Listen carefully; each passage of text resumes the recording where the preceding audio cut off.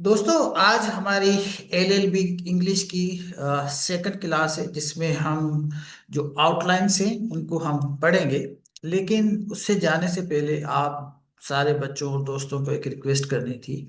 Request ये है कि मैं ये सारी की सारी जो लेक्चर्स हैं, स्पेशली जो एलएलबी 4 ईयर प्रोग्राम के, वो सारे के सारे मेरे जो है वो आप अगर टिकटॉक पे देखते हैं तो वो सब नहीं होते, उसमें कम होते हैं। टिकटॉक की कुछ पॉलिसी इस तरह की है कि वो जो ये एकेडमिक लेक्चर है उस पे भी वो ऑब्जेक्शन करते हैं। तो ये मुझे समटाइम बात समझ में नहीं आती, लेकिन एकेडमिक लेक्चर्स में भी उनके पास कुछ इस तरह की पॉलिसी है, गाइडलाइन, उस पे वो ऑब्जेक्शन करते हैं। तो मैं कोशिश करूंगा कि उस पे दूंगा, लेकिन उस पे कम ही होंगी आपके पास जो जितनी भी यहाँ पे टिकटॉक पे जो मेरी वीडियोस है।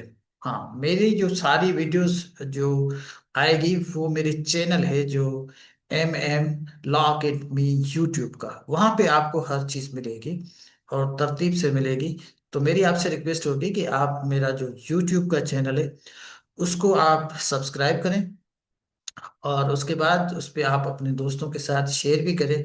तो उसमें जितनी भी चीज़ें हैं वो आपको मिल जाएंगी।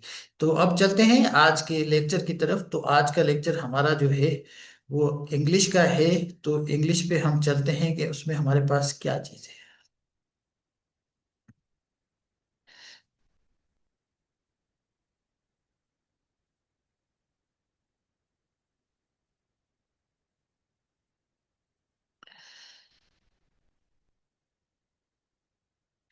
देखें, आज हम जो पढ़ेंगे वो ग्रामर है, जो हमारी आउटलाइन में मौजूद है, हमारे सिलेबस का और स्कीम ऑफ स्टडी का हिस्सा है। तो ग्रामर में क्या क्या चीजें हैं, उसमें हम पार्ट्स ऑफ स्पीच हैं और टेंसेस हैं। तो आज जो हम स्टार्ट कर रहे हैं वो पार्ट ऑफ स्पीच पढ़ रहे हैं कि पार्ट ऑफ स्पीच क्या है, क्योंकि ये इनके सवालात अक्सर आते हैं। यू हैव टू रिकग्नाइज कि ये पार्ट ऑफ स्पीच कौन सा है, क्या इस्तेमाल किया गया है। तो आज इसकी फर्स्ट क्लास है, इसको हम समझने और पढ़ने की कोशिश करते हैं। देखें, यहाँ पे हमारे पास वैसे 8 पार्ट ऑफ स्पीच है, लेकिन उनको अब 9 कर दिया गया है, इंक्लूडिंग आर्टिकल्स। अब आर्टिकल के साथ जब हम पढ़ेंगे तो we have the 9 part of speech. ये जहन में होना चाहिए। वैसे 8 पार्ट ऑफ स्पीच है। जो चलो, अब इस पे हम आगे चलते हैं कि हमारे पास इनको समझना कैसे। The first part of speech is a noun. Noun की अगर सिंपल डेफिनेशन आप पढ़ें तो noun is a naming word. अगर नेमिंग वर्ड देन आप उसको थोड़ा सा एक्सप्लेन कर दें तो it may be the name of place, thing and person. अब आइडिया की भी बात कर सकते हैं, आइडिया भी इस पे आ जाता है। तो this is a very simple definitions, you can all remember, और इसको समझ भी सकते हैं। एग्जाम्पल्स हमारे पास मौजूद हैं। We have examples Fauzia, voice and freedom. All these examples are noun. ठीक है ना? ये सारे की सारी जो एग्जाम्पल्स है वो नाउन की है। और नाउन की definition is a very easy, it's a naming word, it can be name of the person, place and thing. एक दफा पढ़ने के बाद ये बंदा भूल नहीं सकता, ये इतना आसान है। इसके काइंड्स हम पढ़ेंगे, लेकिन ये बहुत जरूरी है। पहले इसकी डेफिनेशंस का पता होगा तब आप आगे चलेंगे। आगे चलते हैं। अब है आपके पास pronoun, a word which is use instead of noun, जो आपके नाउन की जगह पे इस्तेमाल होता है। आप अगर किसी का नाम इस्तेमाल करते हैं, कोई आर्टिकल लिखते हैं, कुछ भी लिखते हैं, तो उसके बारे में बार बार उसका नाम नहीं लिखते। तो उसके बाद जो चीज आती है वो ही आता है, दे आता है, शी आता है, इट आता है। तो these are the words which are use instead of noun. आप हर वक्त तो नाउन का इस्तेमाल नहीं करते। तो pronoun is a very important. इसकी भी काइंड्स हम पढ़ेंगे कुछ, लेकिन आज फर्स्ट लेक्चर है तो हम इसको सिर्फ समझने की कोशिश करते हैं। बहुत सारे बच्चों को इनके बारे में इल्म नहीं होता, तो ये पता होना चाहिए। A word which is use instead of noun, noun की जगह पे इस्तेमाल होता है। Then we have verb. अब वर्ब की definition, it's a action word. किसी भी चीज पे जो एक्शन होता है, काम होता है, उसी को हम वर्ब कहते हैं। एग्जाम्पल्स हमारे पास है। इसके अलावा इसकी 3 इकसाम भी है। Right, drink, make, sleep. ठीक है, तो ये इनकी जो है एग्जाम्पल्स हैं, लेकिन इनकी फॉर्म्स भी हैं, first form, second form, third form of verbs. उसको भी हम कभी पढ़ेंगे। लेकिन आज क्योंकि पहला लेक्चर है, तो पहले लेक्चर पे हम वर्ब को पढ़ रहे हैं कि वर्ब क्या चीज है। तो verb is a action word, जो काम करता है उसको हम क्या कहते हैं, वर्ब कहते हैं। तो आगे चलते हैं। एडजेक्टिव।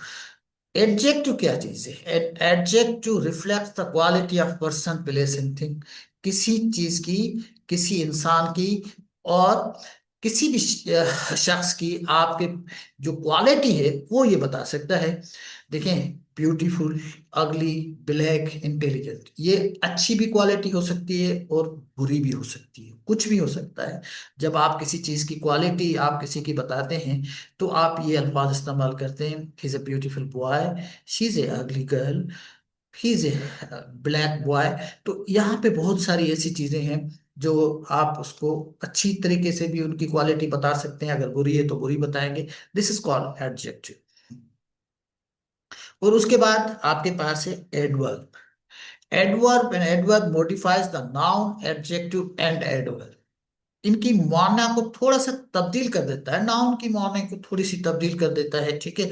और एडवर्ब की और एडजेक्टिव की भी तब्दील करता है। जैसे ब्यूटीफुल है, तो ब्यूटीफुली, स्लोली, पोलाइटली। इसके अलावा आपके पास बहुत सारे ऐसे एडवर्ब पहले मौजूद है, जैसे स्लोली है। अब इसको थोड़ा सा आप तब्दील कर देंगे, ठीक है ना। तो आप कह देंगे स्लोली को आप very slowly, extremely.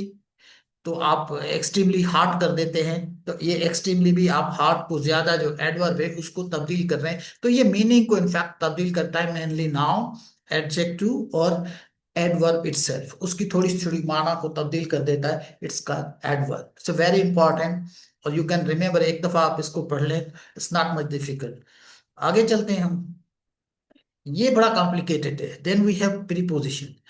Preposition reflect the placement of the person, place and thing. कोई जगह पे कोई चीज खड़ी है, या कोई चीज अगर वहां पे आपने किसी चीज को रखा है, तो उसकी प्लेसमेंट आपको बताता है, किस तरह है, कैसे है।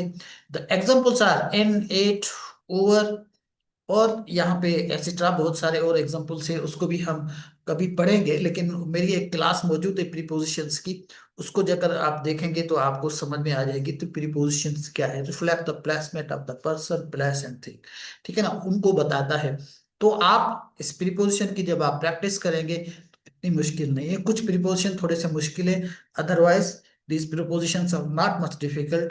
वंस आप उसका गो थ्रू करें तो आपको ये समझ में आ जाएगा। ये प्रीपोजिशंस का जो आपके पास इनके 3-4 सवाल हर कॉम्पिटिटिव एग्जामिनेशन में भी आते हैं। और उसमें भी आपके जो एलएलबी है उसका पेपर भी मैंने देखा, उसमें भी कुछ सवालात इसके बारे में जरूर आते हैं। आगे चलते हैं। Then we have the conjunction. Conjunction joins words and sentence. For example, Rabia and Fauzia. अब ये आपने दो अल्फाज को जो है वो जोड़ दिया है एंड के साथ। He was late because he was ill. अब बिकॉज क्या है यहाँ पे, और एंड क्या है, ये कंजक्शन है। अब ये कंजक्शन है, इनको, इनमें बहुत सारे अल्फाज हैं जो आप इसको इस्तेमाल कर सकते हैं बहुत सारी चीजों पे। तो एक वर्ड्स को आपस में मिलाता है, और दूसरा आपके का जो सेंटेंसेस है उसको आपस में मिलाता है। तो नॉट मच डिफिकल्ट। अब लास्ट में, इसके बाद हम आर्टिकल भी आज पढ़ रहे हैं, लेकिन ये इंटरजेक्शन है। Interjection express sudden feelings. आपकी जो जल्दी वाली फीलिंग है, अगर कोई आपको कोई खबर दे देता है, इट कैन बी गुड और bad. For example, wow what a beautiful view. बहुत अच्छा व्यू है, आपके दिल को उभा रहा है, अच्छा लग रहा है। ये है आपकी एक सडन फीलिंग, ठीक है ना। आप उसको देखा तो आपने कह दिया कि ये बहुत अच्छा व्यू है। Alas, he is dead. अगर कोई मर गया, किसी की मरने की खबर आपको हुई, तो आपकी फीलिंग, जाहिर सी बात है, इतनी अच्छी नहीं आएगी। यू फील समथिंग, ठीक है ना। लेकिन किसी ब्यूटीफुल व्यू होगा तो वो यकीनन आपको अच्छा लगेगा। तो ये सडन फीलिंग वाली चीजें, इसको हम इंटरजेक्शन कहते हैं। आगे चलते हैं, हम आर्टिकल भी पढ़ेंगे। तो अब 9 में हमारे पास आर्टिकल्स है। ये आर्टिकल्स इनफैक्ट नाउन से पहले लगते हैं। एग्जाम्पल्स हमारे पास कुछ इनडेफिनेट आर्टिकल्स हैं और डेफिनेट आर्टिकल्स हैं। A an all the definite indefinite articles और डेफिनेट आर्टिकल्स हमारे पास जो है ये नाउन से पहले लगते हैं। इसकी भी हम एक छोटी सी क्लास लेंगे, उसको आप फॉलो कीजिएगा तो आपको समझ में आ जाएंगे। लेकिन ये क्लास थी आज की पार्ट्स ऑफ स्पीच की, और आई होप के जो इनकी बेसिक चीजें हैं, बेसिक अंडरस्टैंडिंग है, वो आपको समझ आ गई होगी। अगर आपके पास कोई सवाल है, कोई ऐसी चीज है you think you can't understand, तो आप बिल्कुल मेरे पास भेजिए। कोई एडवाइस भी देना चाहते हैं तो वो भी भेज दीजिए। किसी तरह का भी कोई कमेंट करना चाहते हैं तो यू आर ऑलवेज वेलकम। और कोई इस तरह की चीज अगर मेरी गाइडलाइन करना चाहते हैं, मुझे समझाना चाहते हैं, उसकी भी मुझे खुशी होगी, क्योंकि सीखने से ही बंदा सीखता है। हर इंसान के पास कुछ ना कुछ होता है देने के लिए। अगर आपके पास कोई चीज देने के लिए मेरे पास है तो you are more than welcome. आप अपने कमेंट्स में लिख सकते हैं। Thank you.